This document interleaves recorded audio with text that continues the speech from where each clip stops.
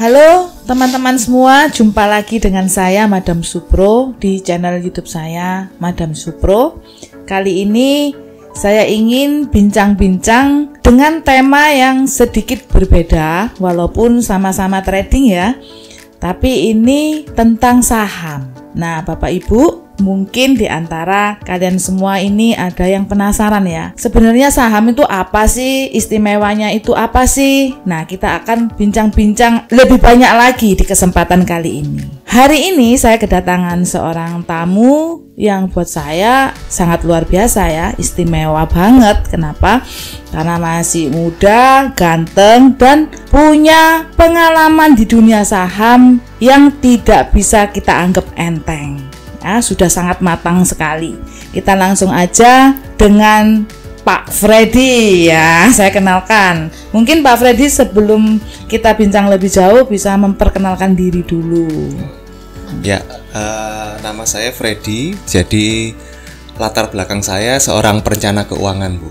Oh, gimana sih perencana keuangan itu? Iya, jadi dulu setelah lulus kuliah saya kan kepingin tahu dunia investasi itu macamnya apa aja. Nah, dari sana kemudian kebetulan ada sekolah perencana keuangan baru masuk ke Indonesia. Jadi dulu kalau mau ngambil gelar CFP itu kan harus di luar negeri. Di Indonesia belum ada. Nah, waktu itu baru masuk, akhirnya saya tertarik. Karena saya pengen tahu kira-kira macam-macam investasi itu apa aja, pengen tahu. Akhirnya saya sekolah CFP itu, dari sana saya mulai mengenal yang namanya saham. Dari sana saya baru tahu ternyata salah satu instrumen investasi itu ada yang namanya saham. Gitu. Nah, jadi dari sana saya mulai tertarik, saya mulai pengen belajar. Jadi saya nyari-nyari tempat pendidikan, waktu itu masih jarang sekali. Nggak ada ya Pak? Nggak ya? ada kayaknya waktu itu. Nyarinya susah lah istilahnya, kayak gitu ya. Awal-awal ya trial error sendiri. Sampai akhirnya beberapa waktu kemudian baru akhirnya nemu salah satu sekolah pendidikan trading dari Singapura. Oh, ya, itu berarti, baru akhirnya saya belajar. Di sini saya tangkap Pak Freddy ini sangat berpengalaman sekali karena sejak dari lulus kuliah ya. Iya, dari lulus kuliah udah belajar di dunia keuangan ya. Perencanaan keuangan. Berarti punya sertifikat dong. Iya. Punya sertifikatnya. Dari CFP. Ya. Oke, saya akan bahas perencanaan keuangan dulu ya.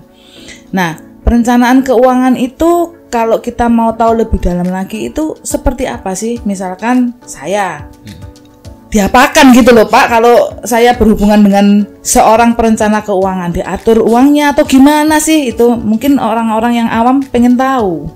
Iya. Jadi perencana keuangan ini konsepnya biasanya itu dibagi dua. Ada yang namanya akumulasi kekayaan, ada yang namanya distribusi kekayaan. Nah, banyak orang yang mungkin jago menghasilkan uang. Nah, tapi kalau tidak pintar mengelola uang, ya akhirnya uang yang dihasilkan tadi akhirnya habis lagi. Karena kita banyak lihat orang banyak kok yang pintar-pintar cari uang itu kan masih muda-muda, kebanyakan sudah jago di situ. Tapi bangkrut ya. Tapi akhirnya bangkrut. Tuanya sengsara. Ya, nah, itu kan sayang sekali. Nah, itu lebih baik kalau kita lengkapi dengan pengetahuan mengenai perencanaan keuangan ini. Itu bisa sampai bukan hanya sekarang tapi juga sampai nanti sampai masa tua dia. Bahkan untuk warisan nantinya. Gitu. Jadi itu direncanakan dari sekarang. Saya paham. Jadi di sini saya kan juga sering mengedukasi member-member saya ya. Itu kalau di saya ya, itu masuk dalam kategori pengelolaan profit. Nah, jadi kadang orang trading itu kan profitnya gede Pak, terus diapakan, dilipet-lipet Pak, akhirnya loss semua. Nah, itu kan juga perlu kebijaksanaan. Jadi itu diaturkan sama seorang perencana keuangan. Oh, seperti itu. Oke, jadi perencanaan keuangan ini sangat erat hubungannya dengan yang namanya saham ya? Salah satunya, iya. Salah satunya. Oke, boleh diceritakan hubungannya Pak? Iya. Jadi kalau selama ini kita paling taunya kalau punya uang lebih ya dimasukkan ke deposito. Nah, kalau di perencanaan keuangan kita belajar mengenai tangga-tangga risiko. Jadi tingkat risiko. Yang paling rendah adalah di instrumen investasi deposito itu tadi. Oh, didepositokan. Tapi sekarang kan teman-teman yang lain itu yang uangnya banyak-banyak nggak mau Pak deposito. Hasilnya kecil. Oh, hasilnya kecil atau justru nggak ada hasilnya? Tetap ada hasilnya. Ada tapi kecil sekali. Kecil. Ya, kalau sama inflasi tentunya kalah. Nah, berarti jadi kan enggak worth it ya istilahnya. Diapakan terus uang ini kalau dengan cara deposito udah nggak bisa dapat keuntungan yang layak istilahnya. Betul, gitu. Ya. Karena kalau di deposito itu kan memang uangnya bertambah jumlahnya, tapi nilainya turun. Karena tahun depan inflasi, kena inflasi lagi, tahun depannya lagi kena terus. Itu sebabnya kita perlu belajar instrumen yang lain. Jadi akhirnya selain deposito ada yang lebih tinggi lagi, hasilnya lebih tinggi tapi risikonya juga jadi lebih tinggi. Itu di reksadana atau di asuransi yang unit link. Unit link. Cuman kebanyakan rugi, Pak, ya. Iya, karena fokusnya memang kan jangka panjang. Cuman waktu saya ikut dulu itu unit link lagi bagus-bagusnya, reksadana juga lagi bagus-bagusnya. Nah, justru dari sana saya berpikir, kok yang di manage sama fund manager ini hasilnya bagus, kita bisa dapat istilahnya seperti profit sharing ya, karena kan sudah dipotong sama biaya-biaya segala macam, dikembalikan ke kita, itu kan berarti seperti profit sharing. Nah, kemudian saya berpikir kalau seandainya saya bisa trading sendiri, berarti kan hasilnya utuh gitu, nggak perlu profit sharing. Betul. Nah, akhirnya saya belajar ke tingkat yang lebih tinggi lagi, yaitu saham. Jadi saham itu secara risiko memang lebih tinggi dibanding reksadana atau unit link, tapi secara hasil lebih besar. Karena diambil semua. Gitu ya, dari sana akhirnya saya tertarik, wah saham ini sepertinya menarik gitu. Nah, dari sana saya mulai kepingin belajar. Gitu. Karena saya lihat hasilnya waktu itu di unit link cukup bagus. Jadi saya pikir kalau di unit link bisa bagus seperti ini, ya kalau saya bisa kelola sendiri ya pasti hasilnya juga bagus. Itu saya ingat tahun 2007. Lama sekali ya, Pak ya. Masih sangat muda ya. Sekarang usia berapa, Pak? Saya sekarang 38. Oh, masih muda juga, Pak. Masa depannya luar biasa. Kalau udah menguasai ilmu trading, terutama saham ya, ini berarti sudah dunia dalam genggaman, Pak. Seperti apa sih saham ini sebenarnya? Iya. Jadi sebetulnya kalau menurut saya bagi pemula ya itu bagus sekali kalau mereka belajarnya itu mulai dari saham. Kenapa? Karena saham ini boleh dibilang paling basic. Karena kalau kita kuasai saham, untuk melangkah ke yang lain-lain itu lebih mudah. Trading banyak macam ya, ada forex, ada kripto. Betul. Dan lain sebagainya, ya itu akan jadi lebih mudah. Lebih mudah pemahamannya ya.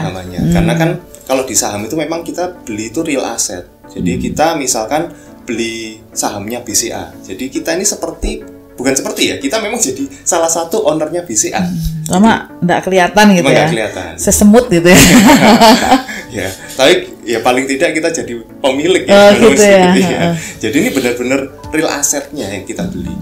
Itu sebabnya sangat boleh dibilang ya sangat menarik karena keuntungannya kita dapat dua. Yang pertama yaitu kenaikan harga yang kita sebut capital gain sama dividen. Oh, dapat dividen juga, Pak. Dividen juga. Itu seperti apa dividen itu misalkan? Jadi bayangannya seperti ini. Kalau misalkan kita beli properti kan juga aset. Nah, saham ini sebenarnya sama seperti properti, sama-sama aset. Sebetulnya fisiknya ada. Kalau zaman dulu kita memang megang kertas. Kertas ya, kayak kertas itu kayak kita kalau kongsi terus ada perjanjian bawa kertasnya gitu ya. Biasa kertasnya disimpan di brankas atau apa gitu. Kalau ini memang khusus untuk saham ya, ada kertasnya. Ada kertasnya zaman dulu. Cuman kan rawan rusak, hilang. Nah, itu kan bahaya. Nah, sekarang sudah kertasnya tadi itu disimpan di banknya saham. Ada yang namanya KSE. Itu tempat nyimpen kertasnya itu. Jadi kalau kita beli sahamnya BCA atau apapun lah, Telkom atau apa, kita ada ya kertasnya di sana ya. Nama kita ada di situ ya. Itu bisa dicek online, semua sudah bisa dicek. Jadi kertas fisik itu. Kalau di online langsung ada tulisannya, misalkan Freddy beli saham BCA 1 lot gitu. Satu lot itu di sana muncul nama kita. Tapi kalau fisiknya ada nggak? Saya nggak pernah ngecek sih kalau sekarang. Tapi harusnya ya mungkin sekarang semua sudah serba online ya. Jadi digital gitu ya modelnya. Kalau mau dicetak ya mungkin bisa. Gitu. Cuma saya nggak pernah cetak sih. Cuman sekarang kan semuanya sudah online. Jadi kita cek online pun sudah kelihatan. Nah, kelebihannya sih saham itu. Dan biasanya kalau kita trading yang menyebabkan kita rugi itu sebetulnya kan kalau kita fokus hanya di satu market aja, pada saat kondisinya nggak bagus, akhirnya yang terjadi kalau kita hanya menguasai satu market, kita memaksakan diri untuk masuk. Gitu. Tapi kalau kita menguasai beberapa macam market, pada saat market yang satu ini belum bagus, momentumnya belum pas, kita bisa cari momentum di market yang lain. Itu sebabnya nggak ada salahnya kalau kita juga belajar saham gitu. Apalagi kalau saham ini kita kuasai, kita tidak hanya bisa belajar di saham Indonesia, tapi kita bisa belajar di saham-saham luar negeri juga. Oh, berbeda ya. Dan lain-lain. Cara tradingnya sama atau enggak? Kurang lebih sama. Jadi itu disebut trading atau cuma beli saham, Pak? Kalau saham, dua-duanya ya. bisa invest juga bisa, Oke. beli disimpan gitu. Sekarang menurut Pak Freddy itu perbedaannya apa antara kita beli saham yang dapat kertas tadi dengan yang trading? Apakah trading itu juga termasuk beli saham atau seperti apa? Sama. Jadi Sama-sama beli saham ya Pak ya? beli saham. Cuman kalau trading kan mungkin image-nya kita belinya jangka pendek gitu aja. Oh. Tapi kalau invest kita simpennya jangka panjang. Terus kalau misalnya trading dibuat jangka panjang bisa nggak Pak?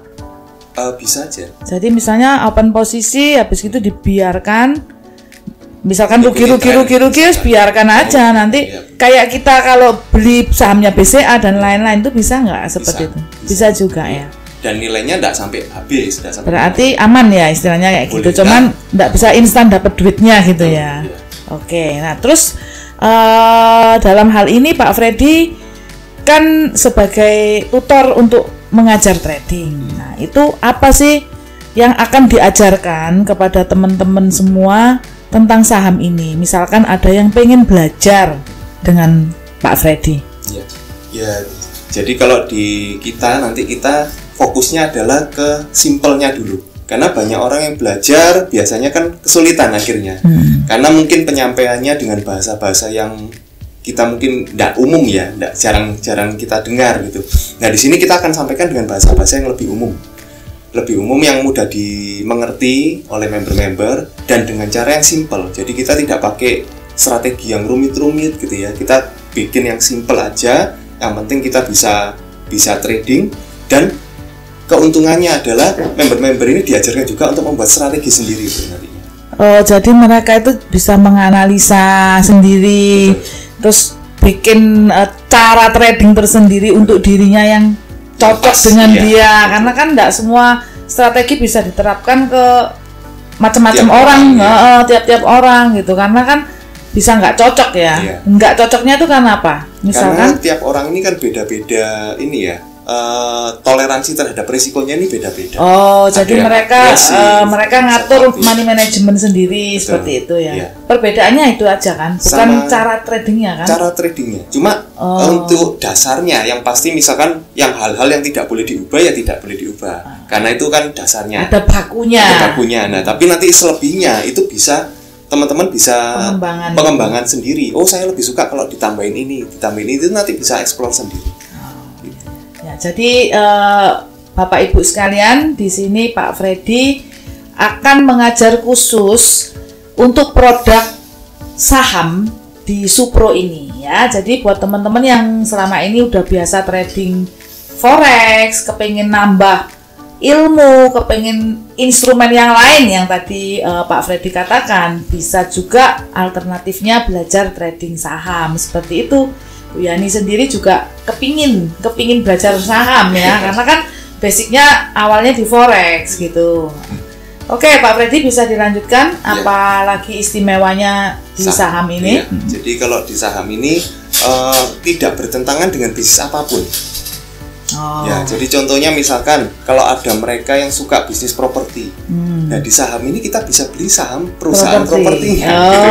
Jadi tidak bertentangan. Kalau mereka yang suka, oh saya biasanya senang investasi emas, di sini kita bisa beli perusahaan emasnya, saham perusahaan emasnya. Jadi nggak perlu harus segede investasi properti yang harus ngeluarin miliaran modalnya. Wah, aku pengen beli satu rumah.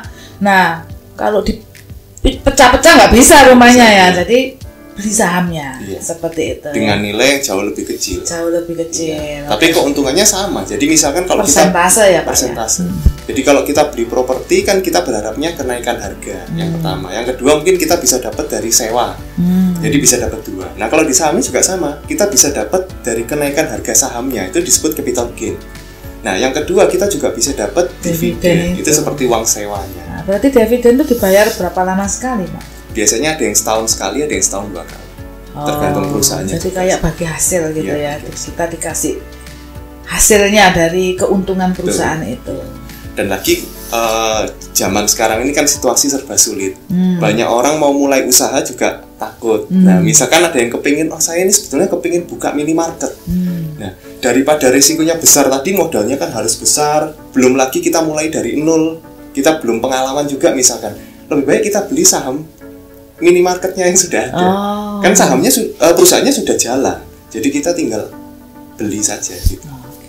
Terus untuk resiko seperti apa ya Pak ya? Jadi kalau di Indonesia kita ada pembatasan dari pemerintah. Jadi dalam satu hari itu akan dibatasi kalau turun itu maksimal 7%. Kalau turun. Jadi kalau misalkan ada sesuatu gitu ya, tiba-tiba sahamnya turun, itu akan dibatasi anjloknya itu hanya sampai 7% aja. Misalkan perusahaan itu harusnya anjloknya 25%, misalkan. Tapi hari ini kita dibatasin hanya di 7%. Besok turun lagi Pak, menuju ke 25%. Bisa jadi turun lagi, atau bisa jadi mungkin waktu malam itu beritanya berubah jadi bagus, besoknya nggak jadi turun. Nah, kalau memang 25% yang harus ditanggung perusahaan itu, sedangkan untuk para pembeli saham ini hanya dicas istilahnya gitu, 7% saja, sisanya yang nanggung emangnya perusahaan itu? Oh, bukan. Jadi ada mekanisme pasar. Jadi pada saat harga turun 7%, otomatis itu disuspend. Untuk saham tersebut itu sudah memang nggak bisa diperdagangkan. Berarti yang nanggung memang harus perusahaan itu ya, untuk sisanya ya. Iya, itu sisa kerugiannya lah istilahnya seperti itu. Kalau kerugian berjalan terus. Iya. Kalau besoknya turun lagi ya baru memang akan berlanjut turunnya. Tapi minimal kita sudah dijaga lah.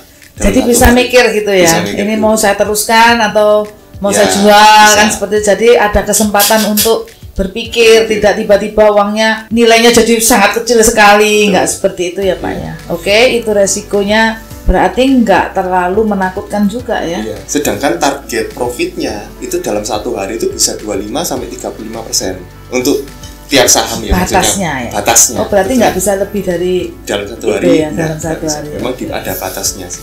Jadi risk rewardnya sehat sekali ya. Risikonya dibuat lebih minim, tapi target profitnya itu sudah mekanisme, jadi otomatis seperti itu. Oke. Berarti untuk memaksimalkan supaya kita bisa sukses di saham ini perlu pengetahuan itu ya Pak ya. Diajarin nanti sama Pak Freddy kalau orang belajar. Iya.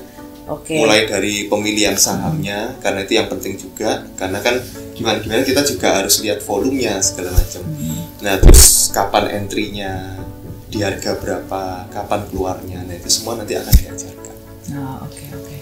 Oke, untuk hari ini kita cukup sekian aja ya. Mungkin Pak Freddy bisa sampaikan kepada teman-teman, Bapak Ibu yang lagi nonton, itu apa sih sepatah dua patah kata yang bisa menyemangati mereka agar mereka mulai mindsetnya terbuka untuk saham. Jadi kalau kita bisa, kita mungkin sering dengar, pemain asing sedang banyak beli saham Indonesia, atau pemain asing keluar dari saham-saham Indonesia. Nah, investor itu ya, investor asing, ya. Investor asing. Nah, kenapa kita tidak berpikir kok nggak kita yang bisa beli saham-saham Amerika, kita beli saham-saham Indonesia, atau kita beli saham-saham Singapura segala macam. Nah, itu berarti kalau kita bisa belajarnya satu ini kita belajar, tapi kita bisa investnya nanti di macam-macam, bisa trading di macam-macam negara juga. Nah, kita jadi seperti investor asing itu. Karena buktinya investor asing itu kan sukses karena dia bisa invest di negara macam-macam. Gitu. Nilainya lebih luas ya, nggak cuma sekelumit di negara sendiri. Betul. Gitu ya. Jadi kalau Amerika lagi jelek, biasanya investor asing pindah ke Indonesia, misalkan ke negara-negara berkembang, ke Singapura atau kemana. Gitu. Nah, kalau kita bisa kuasai ini, berarti marketnya itu akan selalu ada. Jadi kalau market di satu negara, jangkauannya luas. Jadi kalau market di satu negara jelek, kita bisa cari di negara yang lain. Dan sebagainya. Jadi nanti mainnya nggak cuma lokalan itu aja ya maksudnya. Walaupun lokal juga sangat bagus sekali, tapi akan diajarkan untuk bisa lebih berkembang lagi. Oke. Jadi ini buka kelas ya. Bersama Super Mega Profit. Oke. Siap ya teman-teman semua ya. Dan take action segera. Kita akan lanjutkan lain waktu. Oke, bye bye.